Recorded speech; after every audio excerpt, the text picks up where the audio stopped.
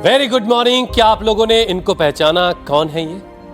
अरे हुसैन, ये भी कोई पूछने वाली बात है?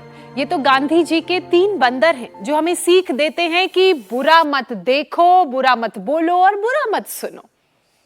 बिल्कुल ठीक कहा आपने और बिल्कुल सही पहचाना। लेकिन जिंदगी का पाठ पढ़ाने के अलावा मॉनसून के इस मौसम में भी इनकी सीख को थोड़ा फेर बदल करके अपना लिया जाए अगर, तो बहुत सारी बीमारियों से बचा जा सकता है। लेकिन हुसैन, ये तो मैं पहली बार सुन रही हूँ कि ये सब कुछ है। जरा डिटेल में इसको समझाइए। चलिए और डिटेल में बताते हैं। असल में देखिए, बारिश के मौसम में बढ़ी हुई उमस, हवा में नमी और बैक्टीरिया फंगस से स्किन हेयर प्रॉब्लम्स के साथ साथ ईएनटी से जुड़े रोग भी बहुत आम से हो जाते हैं। इसीलिए अगर इनकी सीख को, यानी 3 बंदरों वाली सीख को थोड़ा सा इधर सुधर करके बदल के उसको अपना लिया जाए तो बहुत सारी चीज़ों से बचेंगे। जैसे कंजक्टिवाइटिस से बचो, कानों में इन्फेक्शन ना होने दो और मुंह नाक से होते हुए जो पराग के कण हैं, वायरस बैक्टीरिया को अपने रेस्पिरेटरी ट्रैक में ना जाने दो, उनकी एंट्री को भी रोक दो। अब मैं समझ गई हूँ। अगर ऐसा किया तो मॉनसून में सेहत हमारी धोखा नहीं देगी, वरना रेस्पिरेटरी ट्रैक में सूजन, इन्फेक्शन, खांसी, गले में खराश, कान में दर्द, tinnitus, sinusitis, asthma, bronchitis, cold fever जैसी ईएनटी प्रॉब्लम्स हालत तो खराब कर देंगी। और कान में इन्फेक्शन से तो चिड़चिड़ापन, बुखार, सुनपन जैसी दिक्कतें बढ़ जाती हैं। और कान का दर्द तो इतना भयंकर होता है कि सोने भी नहीं देता। और वैसे तो ये परेशानियां किसी को भी हो सकती हैं, लेकिन कमजोर इम्यूनिटी वालों पर ईएनटी के रोगों का हमला ज्यादा होता है। और इसीलिए आज नाक, गले, कान की हर एक बीमारी से बचने के साथ साथ इम्यूनिटी को मजबूत कैसे करना, ये सब कुछ आज हम स्वामी जी से जानेंगे, ताकि कोई ये ना कह सके क्यों मांग रहे हो किसी बारिश की दुआएं, तुम अपने शिकस्ता दरो दीवार को देखो। तो पहले अपने आप को ठीक तो कर लीजिए, फिर बारिश की बूंदों का से निपटना होगा ना। स्वामी जी प्रणाम। प्रणाम स्वामी जी। प्रणाम स्वामी जी। ये जो दरो दीवार कमजोर सी है, स्वामी जी जरा इस पे लेप लगा के मजबूत बनाइए। प्रणाम मेरे भाई हुसैन जी। तो देखो, जो बड़े बुजुर्ग हैं, जो योगिक जॉगिंग, सूर्य नमस्कार, दंड बैठक, power yoga, anti immunity yoga, anti ageing yoga ये नहीं कर पाते हैं, वे मंडूकासन, योग मुद्रासन करते रहें, सूक्ष्म व्यायाम करते रहें, इससे भी, और भुजंगासन ही करते रहें। देखो, एक तरीका है कि जो चलो उल्टे लेटो सब। अब जैसे यहाँ हमारे साथ उस 50 साल से लेकर के 70 साल तक के बड़े बुजुर्ग भी हैं।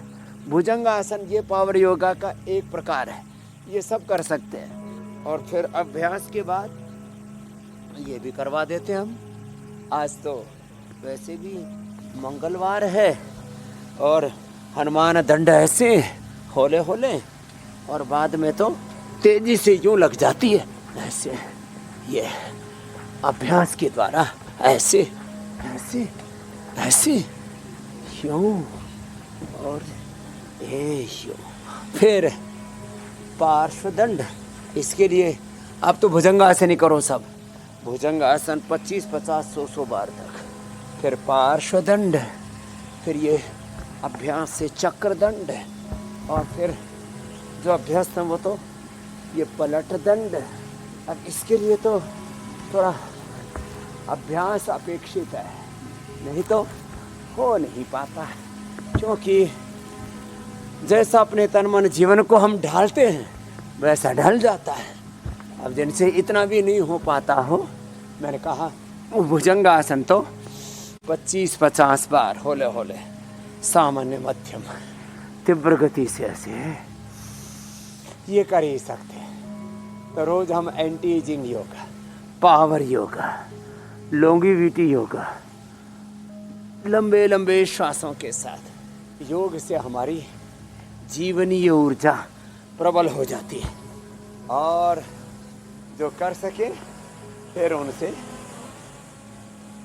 चलो थोड़ा थोड़ा तो सब करो। ताड़ासन, तिर्यक ताड़ासन, त्रिकोणासन, कोणासन, पादहस्तासन, और जिनसे बन पाए उनसे मैं कहता हूँ रोज 5 से 10 बार तो सूर्य नमस्कार ही कर लिया करो।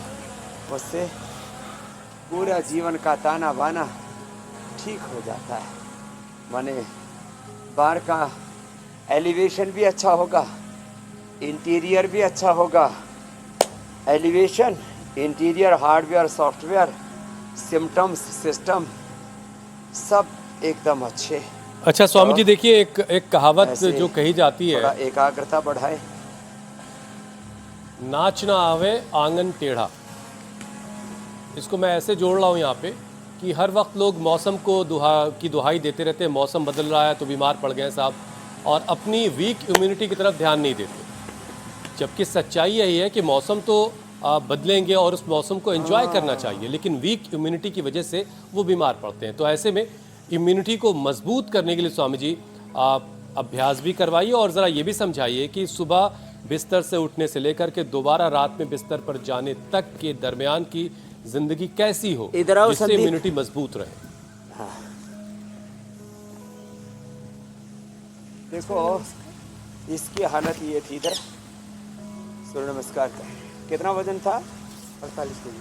48। अब कितना हो गया? 61। 48 से 61 हो गया। पूरा अस्थि पंजर दिखता था इसका। हाँ चलो ये करो। अश्वगंधा, शतावर, सफेद मूसली, कौंच बीज, बला बीज और सारी बला टाल ली, और शिलाजीत। और इम्यूनिटी इतनी वीक थी, बोलो बाबा जी मैं तो कुपोषण का शिकार था। मैं तो कुपोषण का शिकार था। अब सही हो गया। अब ठीक हो गया। हाँ बल भी आ गया। बल आ गया। तो चल अब तेरा बल टेस्ट कर लो। हमारे साथ आए स्वामी जी, हाँ करो। ये हमारे कंपाउंडर साहब हैं। अच्छा ये डॉक्टर साहब के कंपाउंडर हैं। अब डॉक्टर साहब भी बीपी शुगर वर्षों से था, अब बैलेंस आ गया है। ऐसे ऐसे। और ये गुड़िया जसोदा तो 50 यूनिट इंसुलिन चल रहा था बेटे। कितना? 50 यूनिट। हाँ देखो अब कितनी अच्छी हो गई है ऐसे। और जैसे ये बताया ना, ऐसे ये 25-50 बार से शुरू करके 100 बार करना।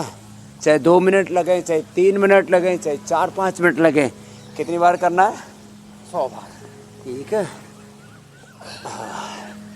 तेरे तो पसीने छूट रहे हैं अभी। अच्छा स्वामी जी कुछ मामलों में इम्यूनिटी क्या कुछ ज़्यादा भी हो जाती है बेहतर 100 क्या? बार ही है। तो देखो इसके लिए कोई लिमिट तो नहीं लगाई गई है कि इससे ज़्यादा नहीं हो जानी चाहिए? जाओ। नहीं पता लगा 100 के बजाय 200 दंड लगा डाले। ना ना अच्छा है। 100 नहीं, 500, 1000, 5000 तक लगाओ, कोई दिक्कत नहीं है। 5000 दंड लगा के फिर थोड़ा बटरफ्लाई कर लो, फिर थोड़ा सा ये कर लो, मरकटासन कर लो, एकदम रिलैक्स हो जाएंगे। जैसे कुछ अच्छा है दाव कि अच्छे कोई हैं, लिमिट नहीं है। 5000 वाली इम्यूनिटी भी अच्छी है। ज्ञान हो, प्रेम हो, भक्ति हो, सद्गुण हो, सद्भाव हो, स्वास्थ्य हो, समृद्धि हो, इम्यूनिटी हो। जैसे कुछ लोग ना हद से ज़्यादा नीचे गिर जाते हैं, तो लिमिट बांधी हुई है कि भाई खाने की इससे ज़्यादा मत खाना। हाँ बीमार हो तो साल में 1-2 बार थोड़ा सर्दी जुकाम बुखार हो गया तो चलेगा, रोज़ ही के रोज़ बीमार हुए पड़े रहोगे तो ये चलने वाला नहीं है। हाँ तो वैसे हमारी तरह से कभी ना हो तो और अच्छा। तो ये देखो अभी आज आसमान साफ है, कल तो कई जगह प्रलयंकारी बारिश हो रही थी। आप भी दिखा रहे थे, मैंने देखा हेडलाइंस में। अब इंडिया टीवी ने मौसम की हेडलाइन अलग से चला रखी थी। मैंने कहा ये ज़ोरदार मामला है, कहीं बाढ़ आ रही है, कहीं पर पहाड़ गिर रहे हैं, कहीं और तमाम तरह के। जब मौसम करवटें बदलता, हम तो करवट बदल रहे योगासन में, और मौसम करवटें बदल रहा है। अब देखो आज इतनी भयंकर धूप है, लेकिन इस धूप में भी हम सूर्य स्नान कर रहे हैं। तेज हवा चल रही है तो वायु स्नान हो जाता है, हवन में अग्नि स्नान हो जाता है, और जब मिट्टी चिकित्सा करते हैं तो मिट्टी स्नान हो जाता है, मृदा स्नान, जल से स्नान तो होता ही है। और हम तो सुबह सुबह पसीने को बोलते हैं घर्म स्नान, पसीना स्नान हो जाता है, घर्म स्नान। अब ऐसे जो कर लेगा हुसैन भाई उसको कहाँ कोई रोग होगा, उसका तन, उसका मन, उसका जीवन पूरा निष्कलंक होगा, निर्दोष होगा, निरोग होगा, उसका जीवन निर्भय अभय मौसम होगा। को दोष देने वाले जीवन में ये आम भी स्वास्थ्य, देख सुख, रहे शांति, होंगे। समृद्धि, सफलता, विजय होगी। अगर इस मौसम में आपकी इम्यूनिटी कमज़ोर नहीं होगी तभी आम को आप एंजॉय कर पाएंगे, वरना आम भी बस एक खा के रुक जाइएगा। अभी आपका जो स्वामी जी हाँ, कैमरा ये में बात दिखा रहा है आपने बिल्कुल नीला आसमान, साफ सुथरा, वाकई बहुत आपके यहाँ जो एयर क्वालिटी इंडेक्स है वो भी बहुत शानदार है। अच्छा स्वामी जी देखिए, बारिश के मौसम में वायरल इन्फेक्शन सबसे ज़्यादा लोगों को होता है। सर्दी ज़ुकाम का हो जाना, बुखार, सिर दर्द लिए लोग अक्सर दिखाई दे जा रहे हैं आजकल। तो स्वामी जी ये इस मौसम में जो सर्दी ज़ुकाम हो रहा है, बुखार हो रहा है, इनसे कैसे निपटा जाए? तो एक तो रोज ना नियम से 1-2 मिनट पवन मुक्तासन, 1-2 मिनट उत्तान पादासन। और आज मैं सबसे का आह्वान करना चाहूँगा, अपने घर में या तो महासुदर्शन गणवटी या ज्वरनाशक वटी या फिवोग्रिट या गिलोय गणवटी या गिलोय तुलसी, काली मिर्ची, ये तो सबके घर में होनी चाहिए। इसका काढ़ा बना के पी लो। वैसे हम एक ज्वरनाशक वात कहते हैं, उसका जो सेवन करते हैं, चिरायता, कुटकी सब पिया करते थे पहले, कड़वे होते हैं थोड़े। और वर्ष के आरंभ में हमने बताया था काफ़ी विस्तार से, 1 सप्ताह 10 दिन तक तो लगातार नीम के कच्चे पत्ते, उसकी मंजरी, उसमें थोड़ी सी काली मिर्च, उसमें थोड़ी सी अजवाइन, थोड़ा सा हींग और सेंधा नमक डाल के 5 चीज़ों को जो खा लेते हैं, फिर उनको साल भर तक कोई बीमारी नहीं होती, ना तो बुखार चढ़ता ही नहीं। हमने तो देखा है अपने बड़े बुजुर्गों को। हमारी एक दादी फत्तो थी, फत्तो दादी को वो 100 साल से ज़्यादा की होकर के दुनिया से गई, एक बार भी बुखार नहीं चढ़ा पूरी जिंदगी में, एक बार भी। लो, एक बार भी बुखार नहीं चढ़ा, एक बार भी बीमार नहीं पड़ी, और एक बार भी ऐसा नहीं था कि एकदम गचागच चूरमा, घी चूता हुआ है, वो चूरमा खाया करती और रोज अपना पुरुषार्थ किया करती। हमने तो बुढ़ापे में उनको देखा था, तब लगभग 90-100 साल की उम्र थी। फिर तो हम आ गए इस योग के मार्ग पर, हिमालय की ओर निकल पड़े थे। तो सुई में धागा पिरो दिया करती थी, इतनी तेज नज़र थी। तो देखो, ये वर्षात में सर्दी, जुकाम, बुखार, ये सब उनको होता है जिनकी इम्यूनिटी कमज़ोर होती है। इम्यूनिटी के लिए जैसे मैंने संदीप बालक को बुलाया, उसकी इम्यूनिटी इतनी कमज़ोर थी, 48 किलो तो वजन था, और जब देखो तब बीमार पड़ा रहता था। फोटो खींचे तो एक्सरे नज़र आता था। यह हालात थी। तो अश्वगंधा शतावर लेकर के, दूध में थोड़ा शिलाजीत 1-2 बूंद लेकर के योगाभ्यास करके अपने आप को मजबूत बना लिया। तो भाई अपने आप को मजबूत बनाएं। इम्यूनोग्रिट वटी, इम्यूनोग्रिट गोल्ड खाएं। अपने अपनी प्रकृति के अनुसार ये मंडूक आसन, और जो कर सके योग मुद्रासन, तो कम से कम 2-4 आसन, 2-4 प्राणायाम ये तो रोज कर लिया करें। फिर जिनकी ज़्यादा ही इम्यूनिटी कमज़ोर है तो सुबह आंवला, एलोवेरा, गिलोय, गोधन अर्क में बताता ही हूँ। आंवला, एलोवेरा, गिलोय, गोधन अर्क हनी के साथ 1 चम्मच सुबह खाली पेट घृतपान करना चाहिए। और जिनको अलग अलग प्रकार का कुपोषण है तो सिंथेटिक न्यूट्रास्यूटिकल्स को छोड़ के natural vitamin D, B12, calcium, iron, omega. और सबसे अच्छी बात तो ये है कि हम जो है अपने खान पान में सुधार करें, मिलेट्स का सेवन किया करें, नेचुरल घी, नेचुरल तेल, साग सब्जी। अपनी जो प्राकृतिक जीवन पद्धति ने back to basic, back to nature, back to Vedas, back to Ayurveda, ये वापस इधर ही लौटना पड़ेगा। लोगों ने बहुत उल्टा पुल्टा करके देख लिया, कुछ मिला नहीं। और इसलिए अब देखो हमारे पास ये विभाकर बैठे हुए हैं, खून की उल्टियाँ होती थी, लीवर सिरोसिस इतना ज़्यादा हो गया था। अब तो बैठो अब तो ठीक हो गए एकदम। जोरदार अभिनंदन भाई विभाकर जी का। Liver cirrhosis, fatty liver, liver transplant की नौबत से उभर कर के आ गए। चलो आप भी मंडूक आसन करो जी विभाकर जी। और ये दामोदर जी, क्रेटिनिन 2.48, करीब 2.5-3 क्रेटिनिन पहुंच गया था, अब 1.25 पर आ गया, 1.36। और यूरिया, हो ये हमारे डॉक्टर हरिओम जी, बीपी, शुगर, उससे फिर जो है प्रोटीन लीकेज, यूरिया, ये सब बढ़ गया था। अब नॉर्मल हो रहे हैं, बस अब ऐसे लगे रहे ना डॉक्टर साहब, करो कपालभाति करो, अनुलोम विलोम करो, ये लगातार करना। इम्यूनिटी के लिए इम्यूनोग्रिट गोल्ड, सुबह उठते ही गोली टेक लिया करो, इम्यूनोग्रिट गोल्ड बेस्ट है। और जैसे बिटिया बता रही थी ना, वैद्य दीक्षा पीसीओडी से ने ठीक कर लिया, और 1 चम्मच रोज घी लेती थी, 1-2 चम्मच, 1 ही चम्मच लेना बेटा, 2 नहीं, तो 1 चम्मच ही पर्याप्त रहता है, वही पूरे शरीर में रच बस जाता है। दिन का खाया हुआ 5-10 चम्मच और सुबह का खाया हुआ 1 चम्मच बराबर है, और शरीर में लग जाता है। ऊपर से 1 चुटकी नमक और तेज गर्म पानी पी लो, पूरा शरीर, पीसीओडी भी ठीक हो गई, वेट भी कम हो गया, और शरीर जो है वो पूरा उसमें सहज सौंदर्य, सहज स्वास्थ्य उभर आया। तो ये मंडूकासन से लेकर के गोमुखासन तक, पवन मुक्तासन से लेकर के जो कर सके उनको तो शीर्षासन भी करना चाहिए।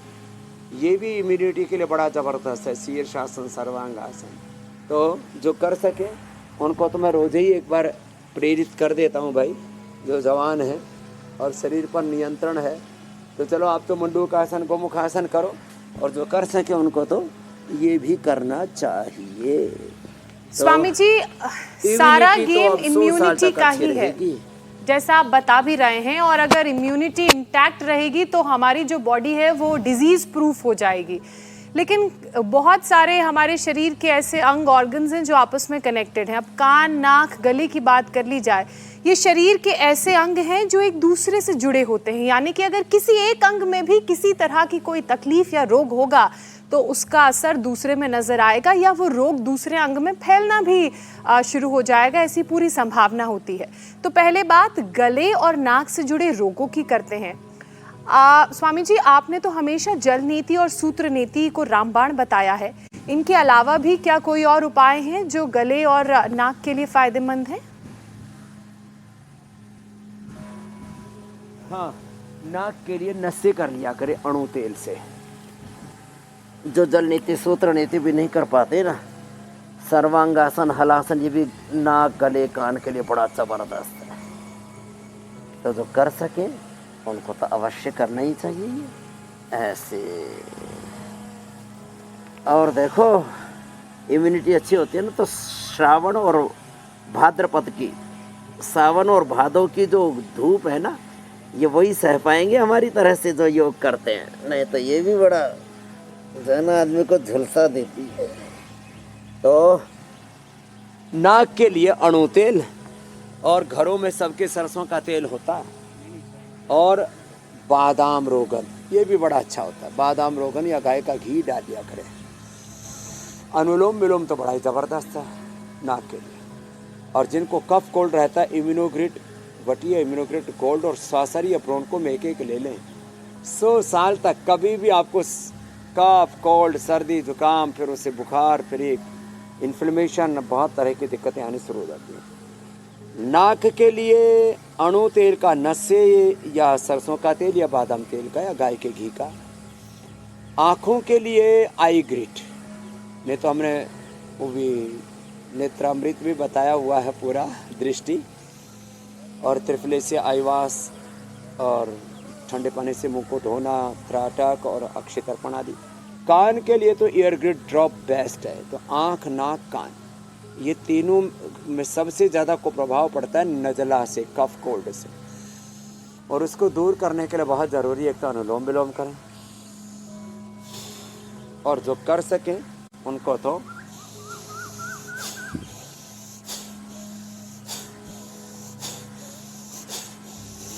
भस्त्रिका, कपालभाति और उज्जाई, ये भी बड़ा अच्छा होता है।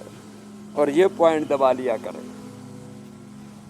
ये पॉइंट जो दबाते हैं ना, ये गले के लिए, कफ के लिए, थायराइड के लिए बड़ा अच्छा होता है। ऐसे धनिए के पानी से थायरोग्रिड देते हैं, उससे तो थायराइड अच्छा हो ही जाता है। तो ऐसे अपने आवश्यकता के अनुरूप आप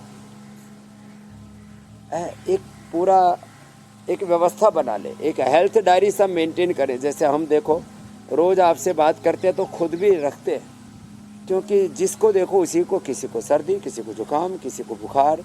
तो कहता हूँ हर घर में कम से कम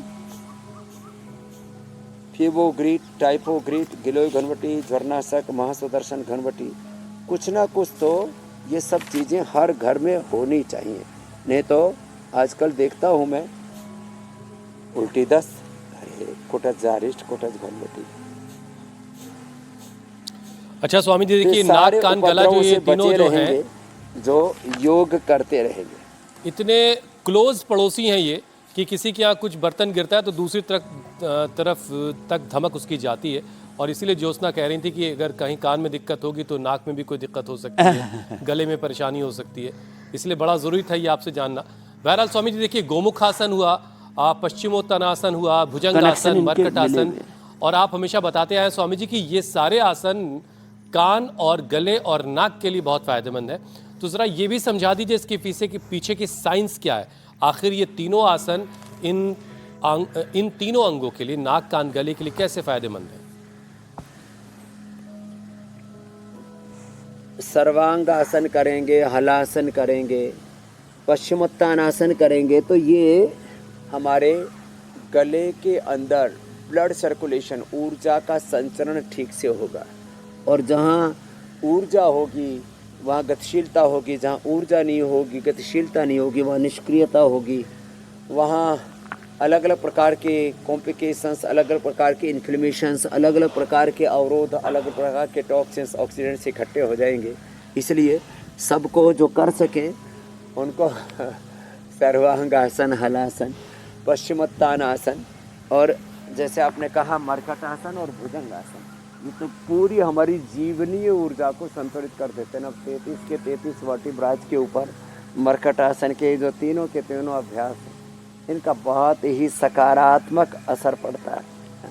तो ये एक मिनट ये मर्कटासन, 1 मिनट भुजंगासन, एक मिनट, आधा मिनट भी सर्वांगासन, हलासन, पश्चिमोत्तानासन कर लिया तो ये पूरी जीवनीय ऊर्जा को संतुलित रखने के लिए बहुत ज़रूरी है। तो ऐसे ये अभ्यास रोज़ एक बार कर ही लिया करें। 5-7 मिनट ही तो लग रहे हैं, 5-7 मिनट में पूरी जीवनीय ऊर्जा और उसके द्वारा हमारी इम्यूनिटी का, लॉन्गेविटी का, एंटी एजिंग का पूरा प्रबंध हो गया।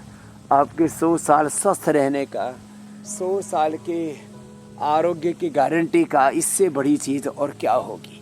और इसमें फिर पवन मुक्तासन और मंडूकासन हमने इसलिए जोड़ा कि इससे पूरा पाचन तंत्र, liver, spleen, intestine, pancreas, uterus, ovary, prostate, Pawanmuktasana और ये मंडूकासन, ये बहुत जरूरी है। अच्छा स्वामी जी, कान के लिए तो बस एक ही अभ्यास समझ में आता है कि वो जो हवा भर करके कान के पर्दों को की इलास्टिसिटी को और बढ़ाए रखा जाए। लेकिन स्वामी जी, कान से जुड़ी एक बीमारी है टिनिटस, और ओल्ड एज में, बुजुर्गी में तो बहुत परेशान भी करती है। तो इससे बचने का क्या उपाय है, और कानों को हेल्दी रखने के लिए कुछ और अभ्यास भी हैं क्या जो किए जा सकते हैं आसानी से? टेनिटिस ये बहुत लोगों को हो रहा है, और ख़ास करके जिनको लंबा कफ, कोल्ड, सर्दी, जुकाम, नज़ला रहता है, और कोरोना के बाद ये प्रॉब्लम ज़्यादा बढ़ी है। टेनिटिस का 2-3 और भी कारण हैं, जो चारों तरफ ध्वनि प्रदूषण बहुत है, और आजकल तो सड़कों पर कभी कभी कोई विशेष वार त्यौहार पर तो इतना ज़्यादा जो है म्यूजिक बजता है, कान फोड़ म्यूजिक। जो एयरपोर्ट के पास में रहते हैं, रेल की पटरी के पास में जिनका घर होता है, हाईवे के पास जिनका घर होता है, विदेशों में तो हाईवे के फिर दोनों तरफ करीब 10-10 फीट ऊंची दीवार कर देते हैं जिससे कि ध्वनि प्रदूषण से बच सके। लेकिन भारत में तो ऐसा नहीं होता है। तो ये इसके लिए ना, एक तो ये कान के ऊपर देखो ऐसे, यहाँ से ये पॉइंट है ना, कान का यहाँ असर होगा। हमें लीच लगाते हैं, एक्यूपंक्चर करते हैं, एक्यूप्रेशर करते हैं, ईयर ग्रिड वटी देते हैं, ईयर ग्रिड ड्रॉप देते हैं। ईयर ग्रिड वटी खाने के लिए, ईयर ग्रिड ड्रॉप डालने के लिए पहले हम दिया करते थे चंद्रप्रभा वटी, शिलाजीत रसायन खाने के बाद, और सारी वाद्यवटी खाली पेट। और कान के अंदर बिलवादी तेल डाला करते थे, अब आधुनिक रिसर्चों से पता लगा कि आदमी नाजुक हो गया और उसके ऊपर तेल का सब पर अच्छा असर नहीं पड़ता है, तो हमने बिना तेल के ग्लिसरीन से और उसमें सारी औषधियों का एक्सट्रैक्ट डाल करके तैयार कर दिया एक ड्रॉप, वो भी कान के अंदर डाला कर, तो वो बड़ा ज़बरदस्त असर करता है। और हमने टेनिटिस के 1-2 नहीं लाखों लोगों को अच्छा किया है। तो आपने जो प्राणायाम बताया था वो भी बता देता हूँ। अच्छा स्वामी जी देखिए, आगे पीछे झुकना, फॉरवर्ड बैकवर्ड बेंडिंग। आपकी पता नहीं उन लोगों से कभी मुलाकात हुई कि नहीं हुई, पहले ज़रूर हुई होगी। वो जो कनमैलिये कहलाते हैं, यहाँ सिर पे एक पगड़ी सी बांधे रहते हैं, उसमें बहुत सारी तीलियाँ उनके लगी रहती हैं, और जहाँ नहीं किसी को पकड़ के उसके कान साफ करने लगते हैं। तो ये जो तरीका स्वामी जी कान साफ करवाने का, ये कैसा है? ना, ये अच्छा नहीं है। इसमें बहुत लोगों के कान के पर्दों में कई बार छेद हो जाता है, तो ये कान के अंदर जो है ना वैक्स जम जाता है, तो उसके लिए ये कर्णपुर की विधान है हमारे यहाँ। तो वैक्स ना जमे इसके लिए हमारे यहाँ पर पहले 1-2 बूंद कान में तेल डाल दिया करते थे, तो वो कान का जो वैक्स है उससे पिघल करके आ जाया करता था। और रुइया अपनी ये छोटी उंगली में रुइया लगा के बस उसी से ही कर लिया करें, उतना ठीक है। बाकी कोई तिल्ली से, कोई चाबी से, कोई तिनके से, और कोई कान खुजाने वाली, जैसे आपने कहा कि कई तरह के कान खुजाइए, वो कान का मैल निकालने वाले घूमते रहते हैं गली गली में, तो उनसे बच के रहना है। पता लगा कान के पर्दे में ही छेद हो गया, कान ही फोड़ डाला। और स्वामी जी एक चीज इसमें और है, ईयरबड जो बाजार में मिलती है, जो है कुछ लोगों को उसको भी खूब कान में रोजाना करने की आदत होती है। कान को इतना साफ करेंगे चाहे खुद कई महीने में नहाते ना हो, लेकिन कान में हर वक्त वो करते रहते हैं। ये ठीक है कि नहीं ठीक है? ये खुजली की आदत पड़ जाती है। मैं अभी नाम नहीं लूँगा, मैं ऐसे बड़े बड़े लोगों को जानता हूँ। किसी को नाक खुजाने की आदत, किसी को कान खुजाने की आदत, किसी को सिर खुजाने की आदत। ये हमारी गैया मैया आ गई है, पंगनूर गाय है। किसी को फिर यहाँ पीछे खुजाने की आदत। अलग अलग जगह लोग खुजाते ही रहते हैं। तो ये कहते हैं ना, या तो मजा राज में या खाज में। तो ये गंदी आदत है, ये गलत हैबिट है, इससे बचो। ये कहावत बड़ी जोरदार कही स्वामी जी आपने। ये अलग अलग जगह जो या तो मजा राज में या तो मजा खाज में। क्या बात है स्वामी जी, ये जो मौसम चल रहा है, जब तक 2-4 किसी को गाली गलौच ना कर ले तब तक उसको चैन नहीं पड़ता। बिल्कुल, ये खाज की आदत छोड़नी पड़ेगी, तभी कान हेल्दी रहेंगे। स्वामी जी, ये जो मौसम चल रहा है, इस मौसम में गले में खराश, टॉन्सिल, साइनस की भी काफी परेशानी रहती है, और कुछ लोगों के तो टॉन्सिल्स बढ़ भी जाते हैं। तो इस प्रॉब्लम को दूर करने का क्या कोई आयुर्वेदिक नुस्खा है जिसे वो अपनाएं और अपनी परेशानी से बचें? आजकल तो नए नए ऐसे बैक्टीरिया, वायरस, फंगस, पैथोजेंस आ गए, गले को पूरा जकड़ लेते। जैसे पहले कहते थे ना भाई इसको तो भूत ने पकड़ लिया, तो आजकल ये भूतिया रोग हो गया है। भूत जैसे नए नए बैक्टीरिया, वायरस आ गए। तो इसमें क्या करें, एलोवेरा के लीफ 100 ग्राम, उसमें अमरूद, हल्दी, ये थोड़ी डाल करके, थोड़ी तुलसी, मुलेठी भी हो तो और अच्छी बात है, कहीं बबूल की छाल मिल जाए तो उसका गंडूस गरारा कर ले। वैसे हमने दंतकांति गंडूस लॉन्च कर दिया है, नहीं मिल रहा है तो ऑर्डर ऐप से मंगवा लेना। अच्छा, जो है गले में ये जो खराश है उसके लिए मुलेठी, काली मिर्च मिश्रित, हल्दी, अदरक थोड़ा चूसना, या कंठामृत या लवंग आदि या खदिरादी बटी चूसना, या ब्रोनकोम चूस लेना, ये तो बेस्ट है। लक्ष्मी इलाज संजीवनी भी चूस सकते हैं, इससे गला एकदम खुल जाता है। और मोटे लोग ना हो इसलिए हम बीच बीच में करवा ही देते हैं। हाँ, तो गले के लिए हमने बता दिया। दही, अब दही नहीं खाना चाहिए सावन के महीने में, बरसात में दही नहीं खाना चाहिए, रात को दही नहीं खाना चाहिए। लेकिन लोग दही बड़े अभी भी खाते हैं, दही बड़े, पकौड़े, मतलब थोड़ी सी, अब जैसे अब धूप पड़ रही है तो गर्मी तो तेज़ लग रही है, फिर एकदम से फ्रिज के पानी में शरबत डाल करके पिएंगे, फिर कहेंगे सर्दी जुकाम हो गया, सर्द गर्म हो गई। तो ये सर्द गर्म को हमारे यहाँ पर मना करते हैं। हमारे यहाँ तो एकदम से बोले पेड़ की छांव से भी एकदम धूप में, धूप से एकदम छांव में भी नहीं बैठो। हम तो क्या करते हैं, सीधे ही कूलर एसी चला करके फिर कहते हैं सर्द गर्म बिगड़ गया, फिर छींकम छींक और बॉडी के अंदर रिएक्शन होता है। तो जो है सब चीज़ सहती सहती करनी चाहिए। तो ये है स्वास्थ्य का सिद्धांत। तो गला भी अच्छा रहेगा, गला गड़बड़ नहीं होगा। ओबेसिटी के लिए 2 अभ्यास 3 अभ्यास करते हैं। अच्छा स्वामी जी, ये बदलता हुआ मौसम जो है बड़े बुजुर्गों को अरे ज्यादा पत्रकार परेशान भी होने करता है। वाला है। स्वामी जी, मैं कह रहा था कि ये जो बदलता हुआ मौसम है ये घर के बड़े बुजुर्गों को थोड़ा ज़्यादा परेशान करता है।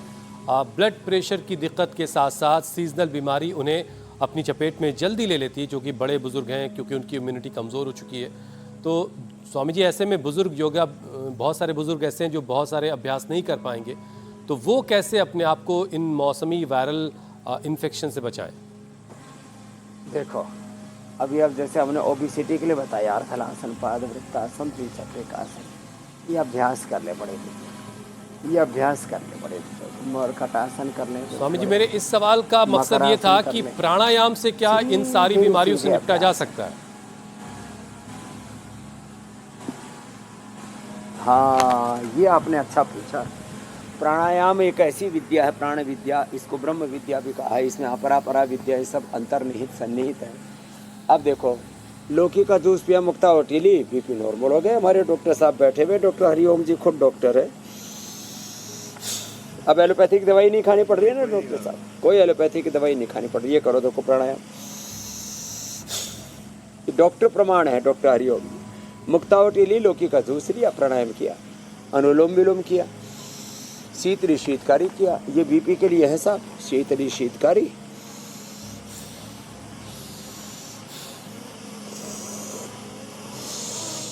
ब्राह्मणी की। शुगर के लिए तो मधुनाशिनी, मधुग्रिट, खीरा, करेला, टमाटर। बीपी शुगर नॉर्मल, उसका असर किडनी पर, आंखों पर, ब्रेन नर्वस सिस्टम पर आ जाता है। तो बीपी शुगर और बीपी शुगर के सारे कॉम्प्लिकेशंस मेरे भाई अच्छे हो जाते हैं हुसैन जी। ये है योग की महिमा।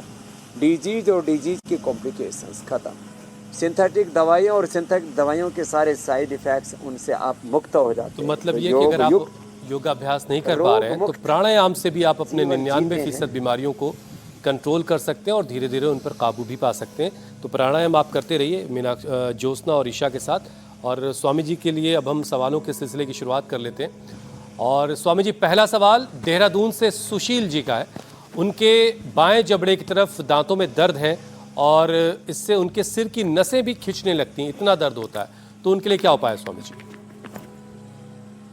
हाँ, दर्द के लिए एक तो ये जबाड़े को ऐसे करें।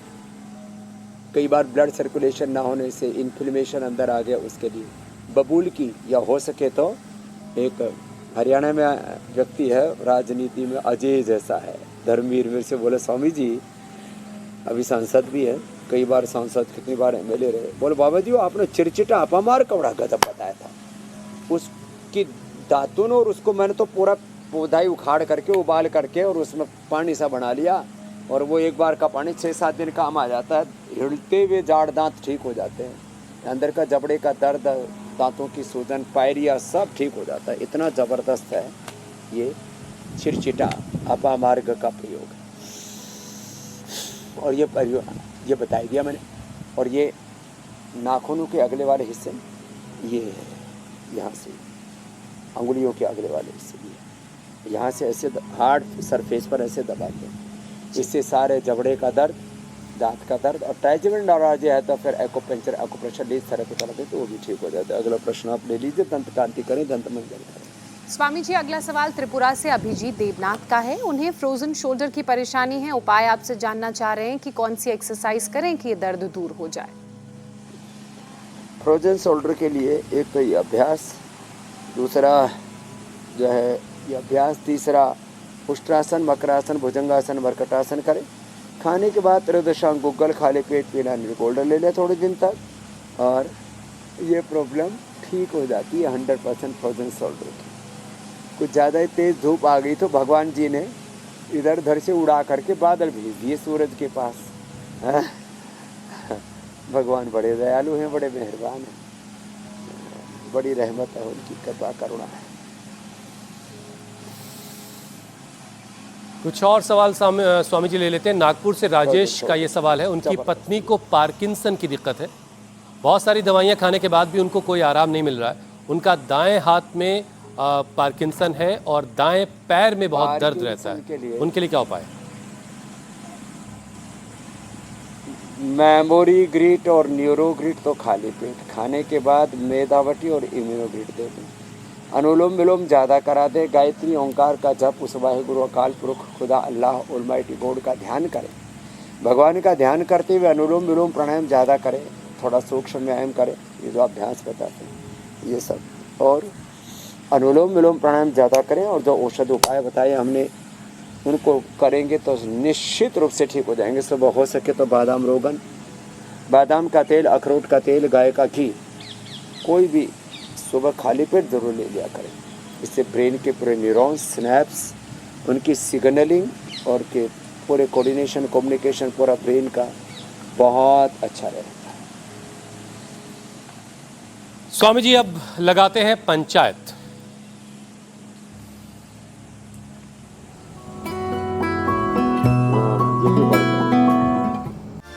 स्वामी जी योग पंचायत के बहुत सारे वीडियोस आए हैं। ये देहरादून उत्तराखंड की तस्वीरें, पुणे महाराष्ट्र से भी वीडियो आया है। पुणे वाले तो रोजाना ही तस्वीरें भेजते हैं। ये नागौर राजस्थान में एक परिवार के सभी उम्र के लोग दिखाई दे रहे हैं। ये सोमनाथ गुजरात से तस्वीरें आई हैं। पुणे से एक और वीडियो आया। सूरत गुजरात वाले भी जो है वो आजकल स्वामी जी यहाँ भी महिला शक्ति दिखाई दे रही काफ़ी। स्वामी जी अब आपको बेस्ट वीडियो दिखाते हैं और आपकी मुलाकात आज के विजेता से करवाते हैं। बहुत अच्छा कर रहे हैं लेकिन ऊष्ट्रासन पहले किया और उसके बाद फिर कुछ और वेरिएशंस भी किए हैं ऊष्ट्रासन में। हाँ, और होल्ड भी अच्छा खासा है। नारायण रेड्डी हैं स्वामी जी, तेलंगाना हैदराबाद के, ये बने हैं विजेता। क्या बात है। नारायण रेड्डी तेलंगाना में जो है, आंध्रा में इस बार योग बहुत अच्छे से हुआ और ये चारों तरफ योग का जलवा तो है ही है। तो अभिनंदन है नारायण जी, आपको नारायण का भी अनुग्रह पर बना रहेगा। आपको गिफ्ट टाइम पर मेडल और प्रशस्ति पत्र भी भेजेंगे। अब कल का जो योग का चैलेंज है उसको दे देते हैं और सब इसको ज़रूर करेंगे। ये बड़ा अच्छा है। 1 फीट पैरों को यूँ उठा करके धरती से पंजे तने हुए और यूँ होल्ड करके रखेंगे 10 सेकंड तक। तो 10-20 लोग एक साथ ऐसे लेट जाए, इससे नाभि दर्द भी ठीक हो जाती है, पीछोटी और कोड़ी ठोड़ी बोलते हैं इसको, ये कोड़ी भी ठीक हो जाती है, धरण भी ठीक हो जाती है ऐसे एक साथ। और ये लीवर के लिए, स्प्लीन के लिए, इंटेस्टाइन के लिए, कॉन्स्टिपेशन के लिए, पाइल्स, फिशर, फिस्टुला के लिए बड़ा ही गजब है। तो 10 सेकंड तक ऐसे होल्ड करके रखना है और वीडियो बना करके भेज देना है। उत्तान पादासन कल का योग पंचायत जो अच्छे से होल्ड करेगा उसे हम होल्ड करेंगे है सबके और फिर स्वामी जी के हवाले कर देंगे और स्वामी जी उन्हें इनाम दे करके पूरी दुनिया में उनका नाम रोशन कर देंगे। तो अच्छे से वीडियो बनाइए, 5 से ज़्यादा लोगों के साथ वीडियो होना चाहिए और 10 सेकंड की कैपिंग स्वामी जी ने लगाई तो 10 से ज़्यादा सेकंड होनी चाहिए। बहुत प्रणाम प्रणाम स्वामी जी। बहुत बहुत शुक्रिया।